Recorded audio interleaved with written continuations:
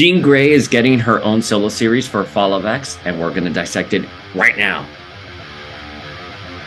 Polaris in the comic books recently is depicted with her coffee. Like, what is your ideal morning coffee situation? When I do drink coffee, it's a black coffee hot with one Splenda. And I believe that's also what Lorna would drink in real life.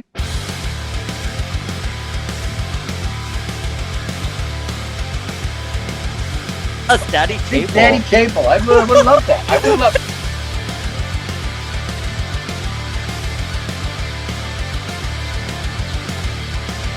Shout out to the Powers of X-Men podcast.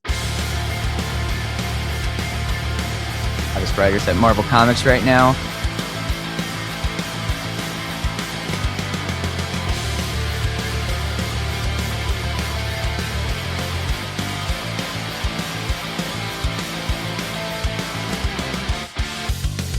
The Pretender's death, like be. Right,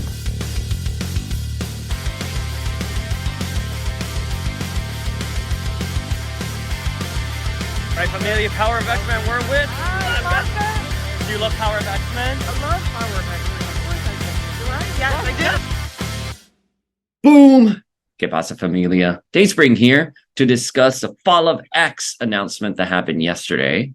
Jean Grey is getting her own mini-series or series by Louise Simonson.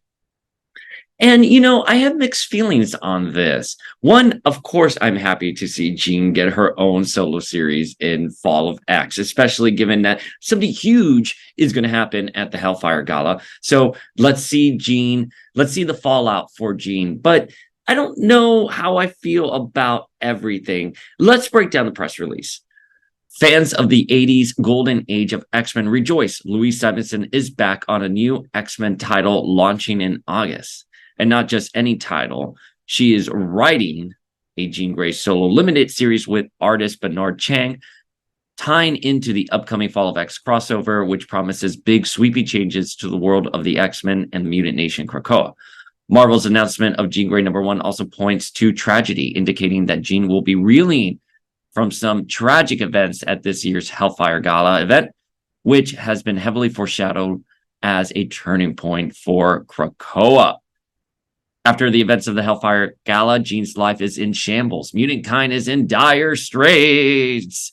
And there's nothing this founding X-Men can do, reads Marvel's announcement. She'll have to save herself first. And that means looking into her past for the moment when it all went wrong, in a desperate attempt to save her and all of Krakoa's future. Louise goes on to say, I loved writing X-Factor, and Jean was a pivotal part of those stories, from the escape from her Phoenix-created cocoon to her life and death battle with the Goblin Queen in Inferno. It's really exciting to explore Jean's part in this new mega adventure, Simonson states in the announcement. Jean has always been a pivotal character. Yeah, well, she was dead for 13 years, upon which so many vital story points balance. She has been constantly impacted by events outside of herself and struggles to control the things she can. Her life experiences have made her cautious, less impulsive, and certain than when she was younger. Her telepathic power lets her know the best and the worst of those around her, but she remains loving and empathetic. With a strong moral core, she's brave and constantly questions herself. Did I do what was right? Jean Grey #1 goes on sale on August 23rd. The cover is by Amy Reeder. All right, so we know there's a lot of Phoenix talk happening in the current books. We know that during Judgment Day, Jean was told she is a Phoenix and the Phoenix is her. I wasn't too happy with that standalone issue of Judgment Day where it was just Jean, because I was like, we already knew Jean was a Phoenix and the Phoenix is Jean. I mean, that's something that has been long established since Here Comes Tomorrow and to Phoenix and Song, up until they decided editorially that Hope was going to be her own character, not Jean Grey. There were many implications that Jean was in the White Hot Room, operating on a cosmic level as White Phoenix. She came back during Phoenix Resurrection, and her and the Phoenix bid each other goodbye because she wanted to be on her own. Now, Phoenix Resurrection, I don't understand why the Phoenix decided all of a sudden to bring Jean back. It was never truly fully explained. I'm hoping that Louise Simonson can do what Greg Pak did in Phoenix Unsung, which is, let me take a look at all of the Phoenix stories that have been written recently, and how do I tie them all together? I hope I'm wrong. I hope she's able to do it. I don't think she's going to be doing that. I think we're going to get a standalone mini series, whatever, that Jean is only going to be looking to her past. It's going to be like a mini biography to capture new readers and have them come on board and be Jean Grey stans. I don't think we're going to tackle some of those questions I just mentioned. One of the things I would love to see, if Jean, following the events of the Hellfire Gala, has to look into the past and see what went wrong. Do you know what that sounds like to me? That sounds like Here Comes Tomorrow. That's exactly what Jean did in Here Comes Tomorrow, which is she looked into that moment where Cyclops walked away from Emma at her grave, and she goes, ha, no, live, Scott, live, and pushes Scott to be with Emma. So, you know, if we're going to get a story like that, that sort of connects everything, I'm all for it. Boom. I'm so excited for this. I mean, look, here's Jean. There's like white light around her, white, you know, powers emanating. Maybe she's going to go into the White Hot Room following the events of the Hellfire Gala. I don't know. We have long speculated here that the Hellfire Gala is going to be a red wedding style event. Everything seems to suggest that. You know what I mean? That shit is going to get real at the Hellfire Gala. Krakoa is going to cease to exist. I don't know what's going to happen, but we know that something major is going to happen there, right? So maybe Jean is among the casualties. Maybe the Phoenix comes to save Jean, and Jean ascends into the White Hot Room. Awesome! And there she's going to be looking at the universe in this cosmic perspective, and she's going to find out where everything went wrong, and she'll return as White Phoenix and resurrect all of our mutants, right?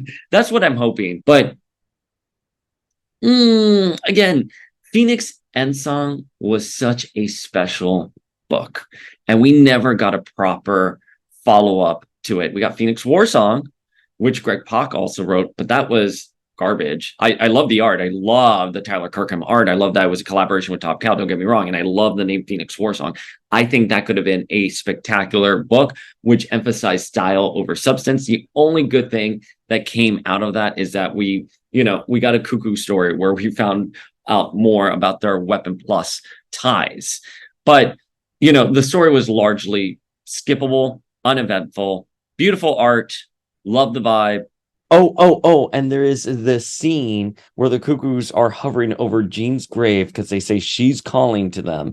And you hear Jean's voice saying, yes, soon, in meaning that she was going to be hatching soon. That's the only big Phoenix Jean bit that we get from Phoenix Warsong. Phoenix Resurrection brought Jean back to the table, but it just wasn't very, I don't know, it just didn't connect everything. It was lacking a little bit of heart. And we've had Rosenberg on the podcast before. I love Rosenberg, such a great person. But, you know, we didn't really get any answers to where Jean has been in the 13 to 16 years that she was dead, and apparently in the White Hot Room. But no, apparently she was just dead. And we don't get an explanation as to why the Phoenix decided that was a perfect moment to bring her back. We did get X-Men Red, and X-Men Red was a really good book, but it dealt with what it meant for Jean to come back in a world of fake news and deep cuts that weren't real. You know, we saw Cassandra Nova manipulating humanity against mutants, and what was Jean's role in that, and how did she navigate all of that? It was very beautifully written. It had a beautiful message to it. I love X-Men Red. I think X-Men Red is one of the most powerful books out there. We got a Teen Jean series, which I really enjoyed, but that's where it ends. I really enjoyed it. It was Teen Jean touring the Marvel universe, going on adventures with Thor, going on adventures with Wanda, reuniting with other Phoenix hosts. It was really nice. And we got Ghost Jean back, and that sort of tied into the Phoenix Resurrection story that Matt Rosenberg did. So Louise Simonson is going to be doing this book. I hope it's good. Again, I hope it's good. But if it's going to be good, it has to tie into previous Phoenix stories. I am tired of Marvel writing these stories, recycling stories for us that don't really go much anywhere. And Judgment Day, Jean Grey is the biggest culprit from that. I mean, all Jean was told is that she's a Phoenix. Jean Grey is the Phoenix. That's it. We knew that. And we know that in the Hellfire Gala, the 5 come in with Phoenix imagery all over them. Maybe the Phoenix is now circling the mutants again and is going to go try to reunite with Jean. That's the only thing I can think of, right? Because we do know that, oh gosh, it was one of the artists that did the cover for Judgment Day. Was it one of the Dodsons? It may have been one of the Dodsons, but they said that Marvel purposely asked me to draw Phoenix, like a Phoenix image over Jean. So we know Marvel wants us to know that Jean and the Phoenix have a relationship. We also know that in one of the issues of Immortal X-Men, when Destiny saw the future, you blink and you miss it, there is Phoenix overlooking the Earth. So we know Jean may be returning with the Phoenix. It's vague. We don't know what that is. But anyways, I want to know what your feelings are here. Again, I'm really happy that Jean is getting a series. It's probably going to be a mini series, just like everything else that's been happening in the Krakoan age. So they kind of test the waters with books, and then they, put them, they end them and they start a new book. But I'm really excited. Again, it has to be a smart book. I want them to tie in the Phoenix mythos correctly. I mean, I think Simonson has experience with that. I mean, she was there during the 80s when all of these Phoenix stories were being created. So I have faith that she knows the material. I have 100% faith that she knows the material, but I'm worried that we won't tie it all together. And that's something, again, only Greg Pak has done that. Morrison, they were able to do it, but within the context of New X-Men. I really enjoyed that. So we're going to need to have a Phoenix story that talks about Jean in the White Hot Room, seeing the past, pushing Scott and Emma to be together in the White Hot Room, operating on a cosmic level, coming to Scott during AVX, having some kind of ties to Hope. That has just been completely overlooked. And what it means when she came back. Why did the Phoenix resurrect her during Phoenix Resurrection, the return of Jean Grey?